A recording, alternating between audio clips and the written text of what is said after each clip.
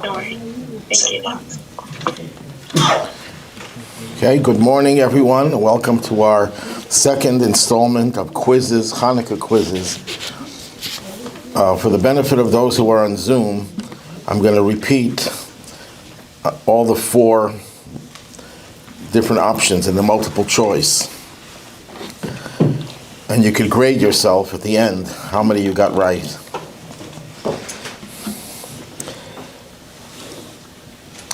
One of the meanings of the word Hanukkah is A, holiness, B, freedom, C, they rested on the 25th, D, light. One of the meanings of Hanukkah. There are several meanings, but one of them, you say it's A, freedom. Anyone for B? Freedom is B. Freedom is anyone for A? Okay, C. No one for C? D. Okay. Yes, what did you say? D? No, it's C. The word Chanukah is a composite of two words. Chanu, Chaf Hey. Chanu means they encamped. They settled down after the war. Chaf Hey is the Hebrew number 25. So the word Chanukah actually points to when they stopped fighting. In Judaism, we sometimes find ourselves in a situation where we have to fight for survival. But we don't glorify the fighting itself. We celebrate the resting, the encamping. So Hanukkah is when Chanu, they encamped. They no longer had to be fighting, but they were now able to take a respite from their fighting. Interestingly, there's a famous question. It's probably the most famous Talmudic question, because there are literally hundreds, if not thousands, of answers to this question. Everyone uses the question as a springboard to get deeper into Hanukkah. The question is, Hanukkah is an 8-day holiday. Why is it 8 days? Because the miracle was that they had enough oil for one night, and it lasted for 8. If you do simple arithmetic, how many days or nights were miraculous? Not 8, 7. Because they had enough oil for one night. So why do we observe it 8 days? That's the classic question. And there are many, many answers. One of the answers, in fact, I think it's the first answer that was given about 700 years ago, is that the first night of Hanukkah, we celebrate the victory over the Syrian Greeks, the military victory. The other 7 nights or days, we celebrate the miracle of the oil. But we celebrate both. So we devote the first night to thank God. Look, we survived the war. We're here now. We're free. And the other 7 is to celebrate the actual miracle of the oil. There are some quote-unquote scholars, I put the word scholars in quotation marks, who claim that the miracle of the oil was invented later and that people started lighting menorahs much later because of that miracle, which is nonsense, because the earliest Jewish text after the Bible, most people would say, was the Mishnah, but it wasn't. It's a small text quoted in the Talmud. It's called Megillat Ta'anit, Megillas Tainis, the scroll of fasting. It's a small text that contains in it all the days of the year in which miracles occurred, and those are days that are designated as minor holidays. With the destruction of the temple, all of those days were canceled as holidays, except for 2, Hanukkah and Purim. Those are the only rabbinical holidays that were not canceled. Hanukkah was not canceled because it was so well publicized and so much a part of Jewish experience that the rabbis did not want to cancel it, in spite of the fact that the temple was destroyed. Well, in that text, which is about 2,000 years old, and it was written in the times of the Second Temple, it records the dispute between the school of Hillel and the school of Shammai as to what order we light the menorah. We go from 1, 2, up to 8, or from 8 down to 1. But nevertheless, even though we focus mostly on that miracle, we don't forget the fact that we won the war, and our lives were spared, and we obtained religious freedom. Okay, question number 2. The miracle of Hanukkah occurred where? A, it occurred in the Mishkan, the tabernacle the Jews had in the desert. B, the tabernacle of Shiloh. C, the first temple. D, the second temple. D is correct. The second temple. Now, some people are not aware of this, that in the temple, they lit the menorah, the 7-branched menorah, every single day before sunset. And it had to burn all night long.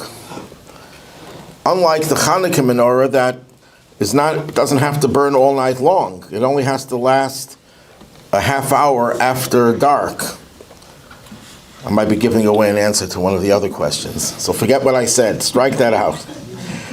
But in the temple, the menorah had to last all night long. And each one of the branches of the menorah had olive oil in it. Each branch had a half a log. That's probably almost like a half a gallon of olive oil, to last all night long. 3 Jewish practices the Greeks outlawed. They eventually outlawed everything, but they started off with 3. A, these are the 3. Circumcision, Shabbos, Rosh Chodesh, that's A. B, circumcision, Shabbos, Passover. C, circumcision, kashrut, Jewish dietary laws, tzedakah, charity. D, bar mitzvah, kashrut, and mikvah. Which 3? You say C. Any other guesses? You say A. B. Okay, let's have someone for every answer. The correct answer is A. They banned circumcision, observance of Shabbos, and Rosh Chodesh. Let me explain. Circumcision makes a lot of sense why they would ban. Because, I think I mentioned this last week, briefly, because circumcision has in it 3 ideas that are anathema to the way the Greeks used to think. Number 1, it mutilates the body. Well, at least that's how it's viewed. And the Greeks glorified the body. The Olympics was a way of displaying the beauty of the human body. They used to compete in the nude. So here you're coming and you're destroying part of the body. There's actually a debate in the Talmud between a rabbi and a Greek philosopher, or a Roman actually. It says, why would you destroy part of the human body? God created it with a foreskin. Why would you remove it? And the answer was, why would you take beautiful stalks of grain and grind them and turn it into bread? It's God created the stalks of grain. Why don't we just eat stalks of grain? The answer is God created a world in which He wants us to take the raw material and to transform it into something that's useful. So circumcision means God created the human body defective so that we can perfect it, to make us more perfect. So they didn't like circumcision because of that reason. They didn't like circumcision also because it was a mark that distinguished a Jewish man from the others. That means that we were emphasizing the fact that we are a different people, chosen people, but just being different. And you know what? To this very day, Jews are singled out as being different. I remember, this happened about 30, 40 years ago. There was an attempt by some members of the Polish community to bring some rapprochement between the Poles and the Jews. So they had a whole session, I wasn't there, where they had members of the Jewish community, members of the Polish community, and they had a whole session all morning long, and they broke for lunch. So the person who was speaking, the moderator, the chairman, or whatever his title was, says, okay, we're going to break for lunch. Okay, the Jews line up over here, and the Poles line up over here. That was the way of bringing unity. Because you can't get rid of that perception that no matter how different, how much a Jew tries to be the same, you can't really get rid of that perception that we are different. You know why we can't get rid of it? Because we are different. We are different. And that's a topic that we could spend all day talking about. What about Rosh Chodesh? What's on the third reason why they didn't like circumcision is because it occurs on the 8th day when the child is not able to understand what's being done to it. That means the whole idea of a bris, of circumcision, is to create a bond between God and us that transcends logic. The Greeks worshipped logic. They were the inventors of logic, of philosophical research and so on. The idea that you're doing something that transcends logic, and even the number 8, I think I discussed this last week, suggests going beyond nature. 7 is the cycle of nature, 8 goes beyond that. They couldn't fathom, they couldn't accept that. So that was circumcision. What about Shabbos? In the ancient world, the concept of taking off a day was crazy. They used to make fun of Jews, and these Jews, they won't go to work on Shabbos. Because the idea of Shabbos is that it constantly reminds us that God is the creator. And this was something they couldn't tolerate either. They couldn't tolerate the notion that God is the creator, and that as important as it is to work 6 days of the week, we have to recognize one day of the week that we're not in control. And to lose control is something that people who live with control, the idea of conquering, taking over the world, controlling everything, that was something that they couldn't tolerate. And maybe other reasons as well why they didn't like Shabbos. Shabbos is the strongest aspect of Jewish life. There was someone who was not very religious who once commented that more than the Jews kept the Shabbos kept the Jews. This guy who said it was not an observant Jew, but he recognized that Shabbos was the most powerful force, that when the whole world is doing things, the Jew says, you know what?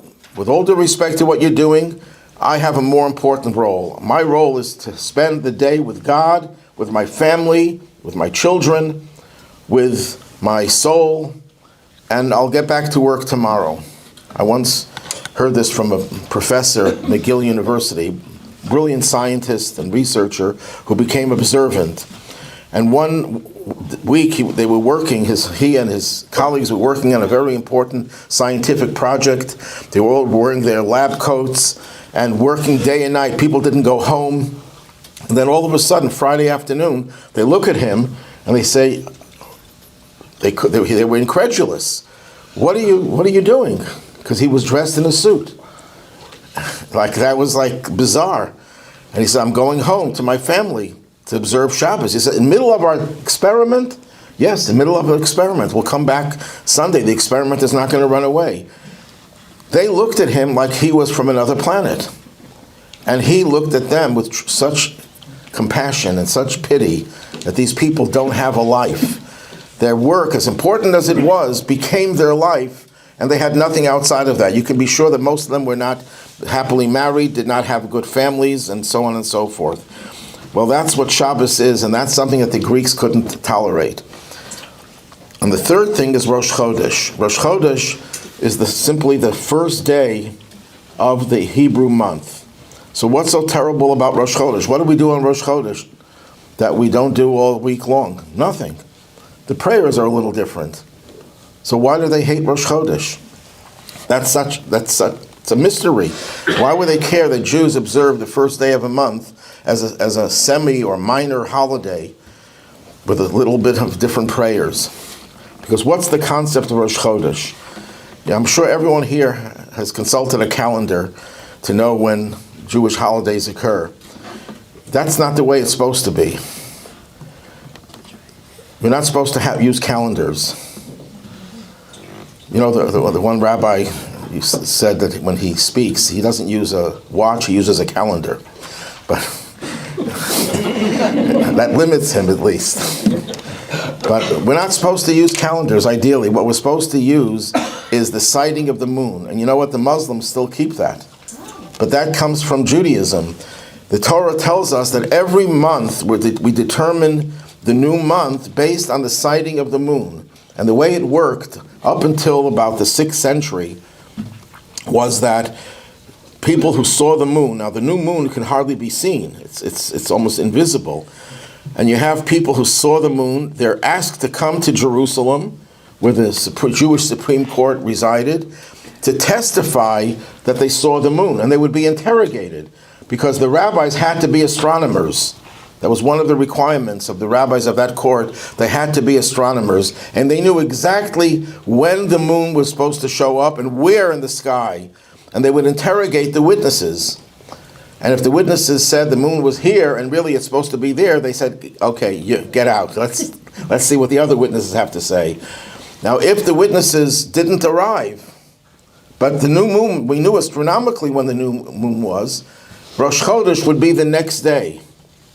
It wouldn't be the day that it actually happened astronomically. And who decides when Rosh Chodesh is? The courts decide that. We control time. That's pretty arrogant when Jews say, not only do we control the world, we even control time. Actually, someone said that we control the weather. You know what? They're not so far off. We do have the spiritual control. Of course, God gives us this control, and he says, you will determine when Rosh Chodesh is. Now, dependent on when Rosh Chodesh is, that will determine when we observe our holidays. For example, Passover is on the 15th day of the month. If Rosh Chodesh was declared, let's say, on Sunday, the 15th will be on Sunday, 2 weeks later. But if Rosh Chodesh was declared to be Monday, Passover will start a day later. That's why in the diaspora we have an extra day of every holiday. Why do we have an extra day? Because the new moon was declared where? In Jerusalem. How would people living in faraway country, how would they know? There was no internet, there was no way of communicating. So they started a system of bonfires. They used to light fires on the tops of hills or mountains, and then a few miles away someone would see the bonfire, he would light a bonfire, and within minutes it would spread all over the Jewish world. The Jews were concentrated in Israel and Babylonia, which is now Iraq, and Egypt, and everyone would know when the new moon was declared, and therefore everyone would know when Passover would occur, and likewise the other holidays. That was a problem because there were troublemakers. The Sadducees didn't like the rabbis and didn't like the Jews following the laws of the Torah based on the oral tradition. So what they would do is they would light bonfires whenever they felt like it, and they would deceive Jews. So they had to go to another system of sending messengers. Messengers would travel far and wide to tell people when Rosh Chodesh was declared, and therefore when to observe Passover. But they could only reach certain limits. They couldn't go too far. So anyone who lived outside their limits of their itinerary would have to observe an extra day, just in case the holiday began a day later. So that's why we keep an extra day, even though now we know, but still we keep the tradition of our fathers. That's how the Talmud describes why we keep an extra day now. So that concept that we are in control of time and that we determine the holidays, they didn't like. And secondly, they knew if we mess up Rosh Chodesh, we mess up all your holidays. Jews won't know when to observe the holidays. Number 4. The Jews who supported the Greeks in their attempts at changing Judaism were known as A, Sadducees, B, Karaites, C, Hellenists, D, Hyksos. Hellenists? A, you say A. No, C. I tricked you because I mentioned the Sadducees a minute before, but the Sadducees were not directly involved. It was the Hellenists. The Hellenists were the Jews who adopted Greek culture. And when Jews adopt a foreign culture, they're more radical about it than the non-Jews from whom they borrowed it. When Jews started to worship idols, the pagans said, "You're so creative. We could never have imagined such crazy ideas of idol worship. We perfect everything, whether it's good or bad." It was it was the Hellenists who adopted Greek ways, and they instigated against Jews observing Judaism. So when the war against the Syrian Greeks occurred, the Jews were not only fighting Syrian Greeks, they were fighting Jews. It was a civil war as well. And Hanukkah is not a victory for freedom in the simple sense of the word. You can do anything you want. It was freedom from those who tried to distort Judaism and enable us to observe Judaism the way it was always practiced. That's really the freedom we're talking about. If someone came up and says, "I want to be a Hellenist," that would not be tolerated. So it's not really total freedom of religion. In a secular state, you want total freedom of religion. When you're dealing with the land of Israel, it had to be run in accordance with Jewish tradition, Jewish law. Okay, number 5. The laws of Hanukkah were not included in the Mishnah. The Mishnah contains all the laws that were transmitted orally for centuries, and then they were finally put into writing. And in the Mishnah, you have a volume that deals with the laws of Shabbat. You have a volume that deals with the laws of Rosh Hashanah, Yom Kippur, Sukkot. You have a volume dealing with Purim. There's no section in the Mishnah dealing with the laws of Hanukkah. And that's a problem that many commentators noted, and there are several answers given. So why is Hanukkah left out of the Mishnah? A, because it's only a minor holiday. B, the laws of Hanukkah were well known and there was no need to put it into writing. C, Hanukkah occurred after the Mishnah was written. And D, there are no laws for Hanukkah, just customs. So which one is it? C. C? No, it's not C. What? D. D? No, it's not D. It's C. You know, no one said A. I think I finally got through to everyone that there is no such thing as minor holidays in Judaism. If it's a minor holiday, it's not a holiday. It's only minor in the sense that you're allowed to do work on that day, but it's not minor in its spiritual significance. So it's one of the reasons, it's only one of the reasons given, is that the Mishnah, why was the Mishnah written? The oral Torah was supposed to be oral. Oral means transmitting it by word of mouth and not putting it in writing. So why did they change and put the Mishnah into writing? Because people were beginning to forget. The Mishnah was written at a time that the Romans were persecuting the Jewish people, and Jews were being taken to all parts of the world, far-flung parts. The Romans took the Jews all the way to Germany, to France, to England, and then other Jews were going south to Spain and Portugal, North Africa. Jews were becoming scattered all over, Babylonia, Iraq, Iran, then called Persia. And the problem with being scattered all over is you don't have contact with the central authorities, with the academies of learning, where all these teachings were transmitted orally. And the danger was that the teachings of the Mishnah would be forgotten. And that's what happens in a lot of places where Jews were isolated and didn't have contact with the centers of learning. So Rabbi Yehuda Hanassi, the leader of the Jewish people, decided that this is an emergency thing, that he has to take the bold move of taking what was supposed to be oral teacher to student, father to son, and so on, and put it into writing. But he wanted to limit that. He put it into writing only where it was absolutely necessary. Things that were well known, he did not put in the Mishnah. For example, he didn't put the laws of tefillin in the Mishnah. Why not? Because everyone knew how to put on tefillin. They did it every day. How to write the tefillin, the scribes were trained in that. That was something, there was no need to tell everybody how to write and put on tefillin. So that's one area, just an example, that Maimonides explains. It was not written in the Mishnah because it was well known. Hanukkah was pretty recent. It was the most recent holiday. The other holiday of Purim happened centuries before that. But Hanukkah was a recent thing, and there are not that many laws that were not familiar to people. Everyone knew how to light their menorah, which they now call Chanukah. So that's why the laws of Hanukkah were not written in the Mishnah. That's one of the explanations given. Another explanation given, a historical one, is that the Romans were very, very upset when Jews would somehow express themselves in rebellious ways, talking about independence.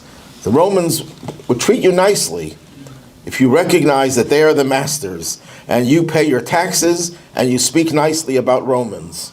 But the minute you started a rebellion, the slightest hint that you're trying to overthrow the yoke of the Roman Empire, they were ruthless. They would wipe you out, men, women, and children, torture you, do everything as bad as what we suffered from the Nazis. The only difference was that if you accepted them, they were nice to you. They allowed you to live. So if we would have celebrated Hanukkah openly, in other words, it would have been in our text. To them that means, oh, you're talking about a rebellious holiday. You rebelled against the Greeks. And that's why he was careful not to put the laws of Hanukkah in the Mishnah. They were still transmitted orally. Later on, they were included in the Talmud, because at that point it was no longer a danger, if that was the reason. Number 6, women have a custom to do something extra for Hanukkah, beyond what everyone does. And what is it that they do? A, lighting an extra candle. B, giving extra tzedakah, extra charity. C, making latkes, or donuts. We should add for the Israelis. D, desisting from domestic chores while the candles burn. Whoa. What? Whoa. All? No, that's not a choice. D. D. Anyone disagree? C, making latkes? No, the answer is correct. It's D. That women do not do domestic chores. They can make latkes, but they don't do laundry or sewing or things like that while the candles are burning, or at least for a half hour that the candles burn after dark. What is the reason for that? That's the next question. The reason women have this added observance is because, and there are two correct answers. A, they were oppressed by the Greeks more than the men. B, one of the major turning points in miracles occurred through a woman. C, women are compensated for not having to observe all the mitzvos, so they give them an extra mitzvah. D, women demanded more participation. A and B. A and B is correct. They were oppressed by the Greeks more than the men. In what way were they oppressed more than the men? The Greek officials legislated a law that any bride who's getting married has to sleep with the official before she goes to the chuppah, before she goes to the wedding ceremony. And many women were prepared to die rather than doing that, and resisted this terrible decree. So it affected women more than it did men. So women were given an extra measure of observance to show that they really had a greater miracle happening, that they were spared from this terrible fate. And the second one, the turning points, there was a battle, I think I mentioned it last week, there was a battle, a major battle, and it was a turning point in the whole war. And this woman, Yehudis was her name. According to one version, she was a sister of Yehuda HaMaccabee, and she penetrated into the camp of the enemy, and she went to the general, the top general, and she plied him with salty, it's like the biblical story of Yael, with cheese, and he got thirsty, and she gave him wine until he fell asleep, and she killed him. She decapitated him and left the camp. And when the soldiers saw their leader decapitated, they were in disarray, and that was a major turning point in the battle. So it was a woman who's the heroine of the story of Hanukkah. And that's why women are not only, they're obligated, just like men, to be participants in the Hanukkah laws, because women are generally exempted from time-related commandments. Women do not have to, let's say, sit in the sukkah on Sukkot. They could, they're encouraged. Women don't have to hear the shofar, but they do, and they're encouraged to do it. But this is something women are equally obligated because they were major participants, and even more than the men, in the whole story of Hanukkah.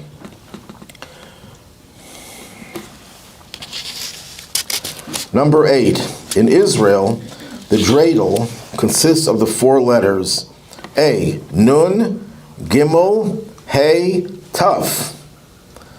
B, Nun, Gimel, Hey, Pei. C, Nun, Gimel, Hey, Shin. D, Nun, Gimel, Samach, Shin. D.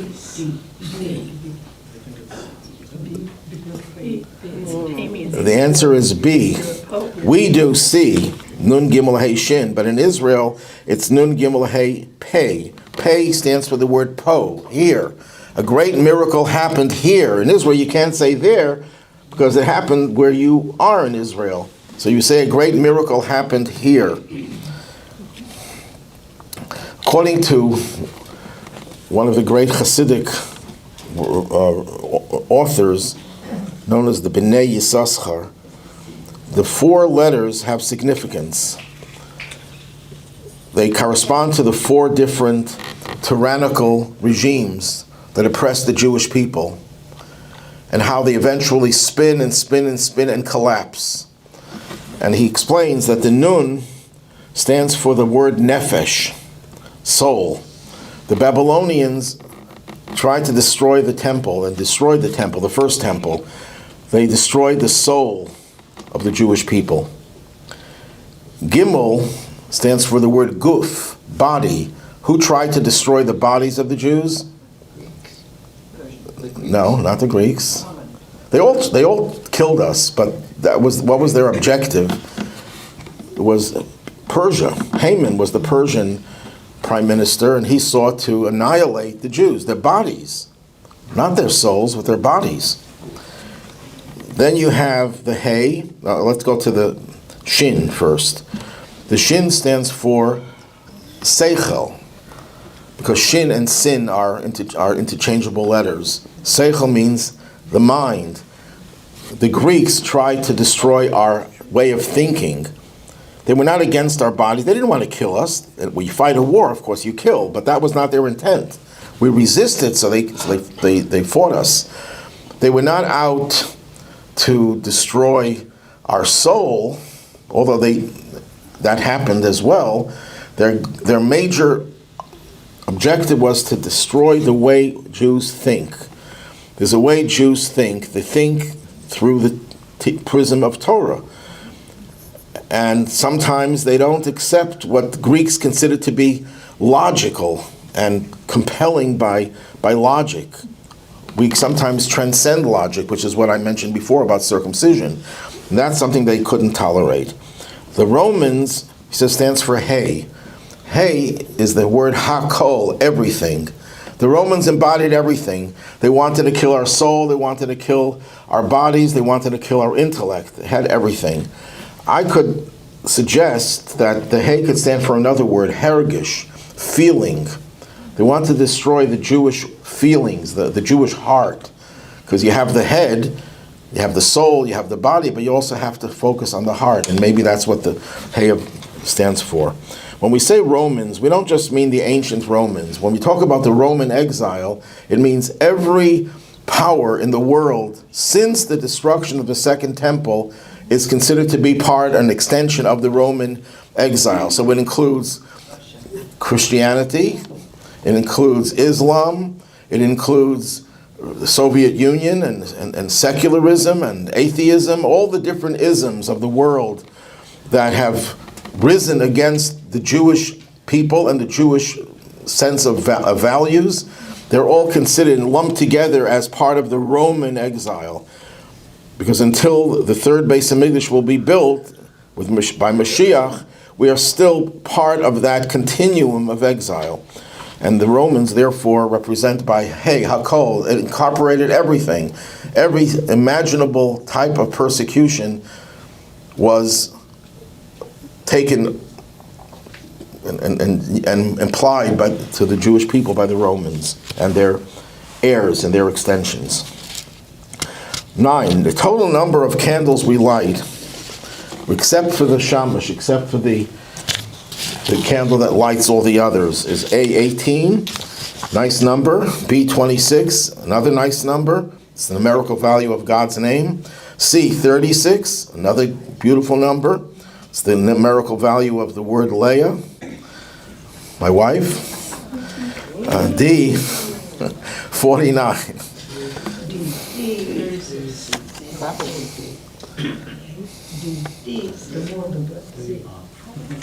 It's C, 36. If you add 1 plus 2 plus 3 plus 4 plus 5 plus 6 plus 7 plus 8, you get 36.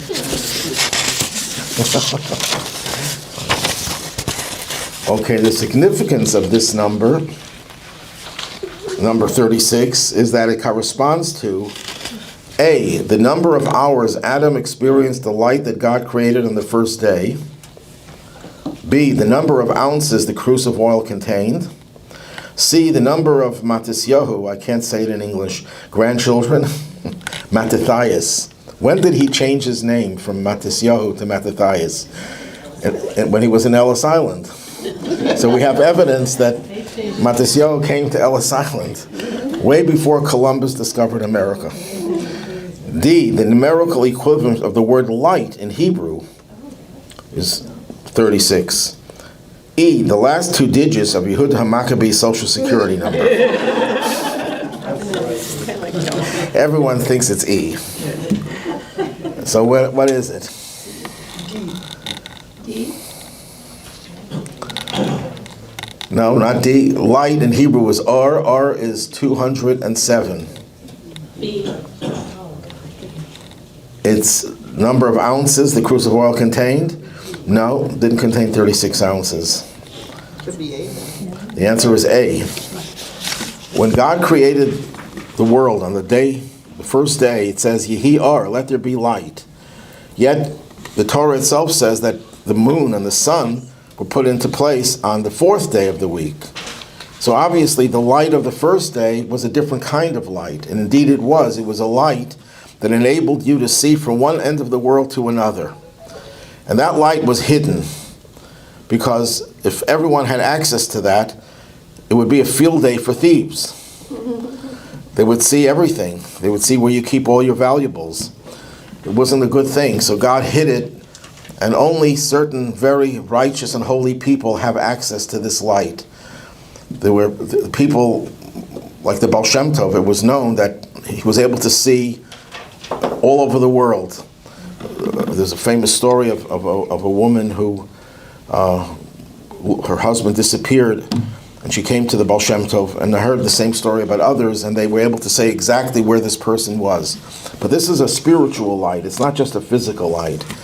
And it lasted for 36 hours for Adam and Eve, and then it disappeared. And when Shabbat was over, it disappeared, and he saw darkness for the first time. And that's why, what did he do? He had to create light. And he took 2 stones and rubbed them together, and he created light.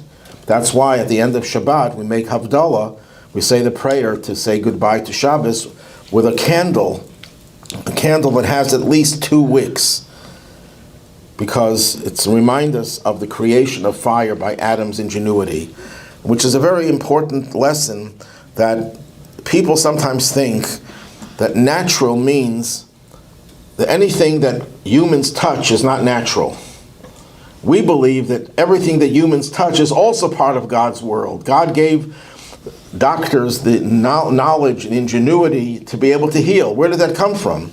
It comes from God, planted that possibility, that potential in the minds of people. So yes, things that are raw, that come from God, that weren't touched by human hands, could be sometimes very healthy, and sometimes they can be poison.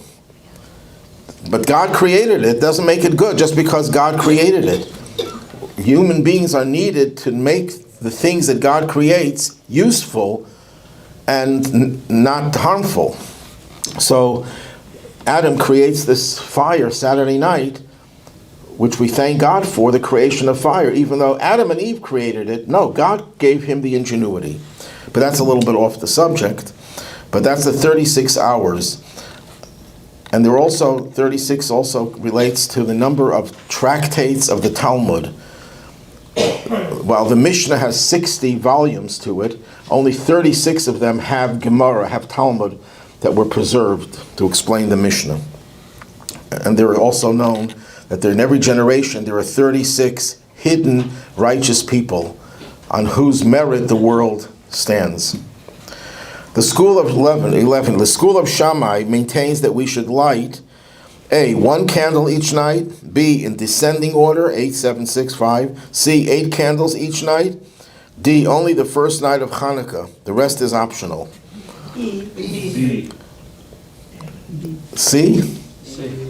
No, B is correct. In descending order, the first night we light 8, then 7, then 6, then 5. Misunderstood it. Initially, the place to put the Hanukkah menorah was, by the way, before I go any further, I once got into a lot of trouble. I used the word Hanukkah menorah to an Israeli, and they said, no, it's not a menorah. A menorah is only 7 branches. It's a Chanukiah. Well, Chanukiah, I found that there is an ancient source, a few hundred years old, that uses the word Chanukiah. But Jews never used that term until the modern state of Israel and the popularization of Hebrew, of making modern Hebrew what it is. We always called it a menorah. A menorah simply means a candelabrum. An instrument that has places for candles or for oil. It could be a Shabbos menorah, it could be a Hanukkah menorah, it could be any menorah. But anyhow, if you want to use the word Chanukiah, be my guest. So the place to put the Chanukiah initially was A, in the window, B, on the table inside the house, C, on the right side of the entrance to the house, D, on the left side of the entrance to the house. What? D. No, not the window. The original place was not the window. Was D, on the left side of the entrance to the house. Why the left side? Because the mezuzah is on the right, and you want to be surrounded with mitzvahs. If, for whatever reason, you don't have a mezuzah, you put the menorah on the right side, because we always prefer the right side to the left. Facing the house. What? It's the right side. Mezuzah's on the right side facing the house. Facing the house, right. But if some reason, let's say you took the mezuzah off to have it checked, so you don't have a mezuzah there, or for what you just moved into the house and you didn't have a chance to put the mezuzah, then you put the menorah on the right. Now that was the original place to put it. Something happened. One thing that happened is we live in areas that are very cold. If you put the menorah outside, it's not going to last. It'll blow out in a second. Cold or windy places. When Hanukkah happened, Chicago didn't exist. So they put it outside. But once Jews started to migrate from the Middle East to Europe, to Russia, Poland, Germany, we're talking about a different climate. And they couldn't light the menorah outside. And the second thing that happened, Jews started to live amongst the Gentiles, who were not very friendly to the Jews, to put it mildly. So if a Jew would put his menorah outside, he would find that his menorah was stolen, extinguished, and worse, attacked. So the dilemma created a need to find another place for the menorah. And there were 2 options. On one hand, we want to preserve the idea of keeping it outside, because the idea of Hanukkah is to publicize the miracle. We also want to preserve the idea of putting it in our doorway, Why is our doorway so important? So number one, to be surrounded with mitzvahs. Number two, and this is not well known, one of the things the Greeks did, I say Greeks, but these were Syrian, who were controlled by the Greek Empire. One of the things the Syrian Greeks tried to do is to wipe out all Jewish practice. They started with three things. They continued to curtail all Jewish practice. So what happened? Jews had to live their Judaism inside their homes. So what did the Greeks do? They took off the doors of every Jewish home. They didn't allow Jews to have any privacy. So that way, Jews could not practice their Judaism inside their homes because they would be detected by the guards that were constantly roving around looking for Jews who were violating their decrees. And these Jews would be taken out and killed. And that's when the loyalist Jews had to flee and run into the mountains and live in caves because they couldn't stay in the cities because they were exposed to the authorities. So one of the reasons we try to do it in the doorway is to remember the fact that our doorways were taken away. We couldn't practice our Judaism because they took away our doors. So what developed was two different customs. Some people started lighting the menorah in the window. That way it's as close to being outside as you can get without actually going outside. And some people developed the custom of doing it inside in a doorway inside the house. So you have your mezuzah on one side and you have your menorah on the other side. The Chabad custom is to do it inside the house. And I think there's also a spiritual reason why we do it inside. In the olden days, the point of division between the inside and the outside was your entrance.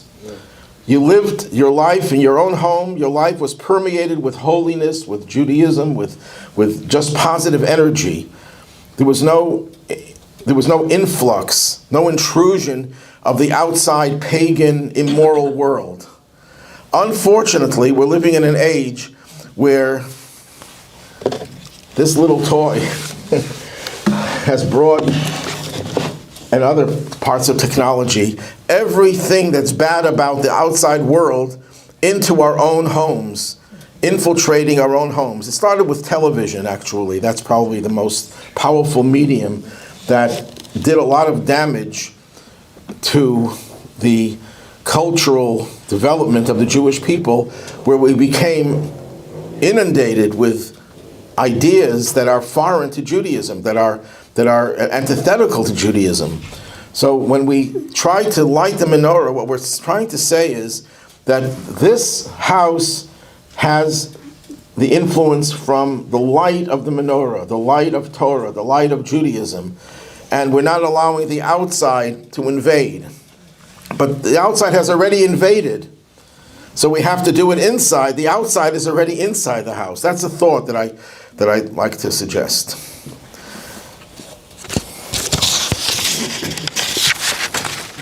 Okay, we're not going to finish all this. Do one more. Two more. Do two more. The additional prayer the rabbis instituted to be said during the Amidah prayer Definitely not A. on Hanukkah is called, D. isn't it not A? A, the Star-Spangled Banner. B, Yala V'Yavo. C, Moz Sur Yeshuati. D, Al Hanisim. D is correct. Many I thought would have said C, because that's also something that people recite after they light the Hanukkah menorah, but it's not recited in the Amidah, the standing prayer. The Hanukkah candles must burn at least A, 18 minutes after dark, B, 30 minutes after dark, C, 36 minutes after dark, D, 1 hour after dark. B is correct. So here's the important piece of information. When do you start lighting the Hanukkah candles? So you can light them actually, technically you could light them about an hour before sunset. But that's a problem. If you do it then, it has to last a half hour after dark. Right now, it gets dark, it's about 5:15, I think. If you light it, the sunset is about 4 4:30? Yeah. 4:40, about 4:40. So if you light, it has to burn a half hour after dark. And if you light it an hour before sunset, like 3:40, it has to burn until about 5:45. Those candles that they sell, the Hanukkah candles, will not do that. Another problem is, Friday night, you can't light your candles, Hanukkah candles, after sunset, because it's Shabbat. You light it before the Shabbat candles. So Shabbat candles you normally light 18 minutes before sunset. So you have a problem. That's why Friday night, unless you're using olive oil, which can last hours, you should use the Shabbat candles, the big candles. Candles, Hanukkah candles, do not have to be colored. They don't have to be colored in any form or any shape, but those small Hanukkah candles only have enough to last a half hour. Now they do manufacture larger ones, and I think those could probably be used for Friday night. But if you don't have them, use any kind of candle. You can use any, there's no special candles made for Hanukkah that you must use. That's the next one. Hanukkah candles must be different colors, must be red, green, and yellow, must be blue and white, could be any color. The answer, of course, is D. Okay. Any questions?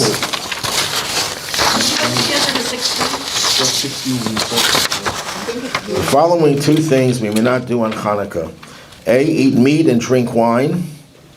B, fast and eulogize. C, eulogize and work. D, work and fast. B. B is correct. You're not allowed to fast on Hanukkah. Not that too many people are pressuring rabbis. Let me fast on Hanukkah. I want to fast. And God forbid if someone passes away, the rabbi cannot say a traditional eulogy. Instead, you speak, the rabbi says something, focusing mostly on the positive, not trying to awaken feelings of sadness beyond the feelings that people have naturally that you can't control. And because you have to recognize that it's a joyous day, and we shouldn't try to foster and generate any real sadness. But people think that Hanukkah doesn't have too much. Entire volumes have been written about Hanukkah. And